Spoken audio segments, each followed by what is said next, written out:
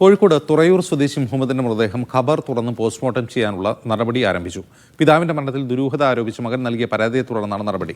May 26 മുഹമ്മദിനെ വീട്ടിൽ മരിച്ച നിലയിൽ കണ്ടെത്തിയത്. ഷിത ജഗത് വിവരങ്ങളുമായി ചേരുന്നു. ഷിത, ഇതെന്തുകൊണ്ടാണ് ഇതിൽ ദുരൂഹത ആരോപിക്കുന്നത്? അജിംസ്, ഈ മുഹമ്മദ് എന്ന് പറയുന്ന വ്യക്തി ഒറ്റയ്ക്കാണ്. കഴിഞ്ഞ കുറേ വർഷങ്ങളായി വീട്ടിൽ ഒറ്റയ്ക്കാണ് താമസിക്കുന്നത്. 27 വർഷമായി ഭാര്യയും മക്കളുമായി അങ്ങനെ ഒരു ബന്ധവുമൊന്നുമില്ല. ആ വീട്ടിൽ ഒറ്റയ്ക്ക് താമസിക്കുന്നു.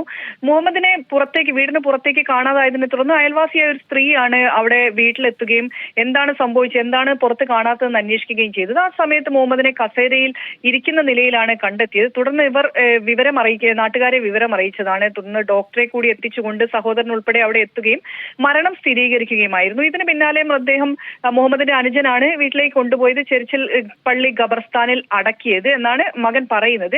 എന്നാൽ പിന്നീട് മകൻ വിദേശത്തായിരുന്നു. ആ മകൻ പിന്നീട് നാട്ടിലെത്തുകയും തന്റെ പിതാവിന്റെ മരണത്തിൽ ദുരൂഹതയുണ്ട് എന്ന് പറയുകയുമാണ്. തിരക്ക് പിടിച്ച് സംസ്കരിച്ചു എന്നുള്ളതാണ് മകൻ ആരോപിക്കുന്നത്. ഒപ്പം തന്നെ പറയുന്ന പരാതിയിലുള്ളത് ഉപ്പയുടെ പണം പിൻവലിക്കുക, അക്കൗണ്ടിൽ വിവരങ്ങൾ നൽകിയത്.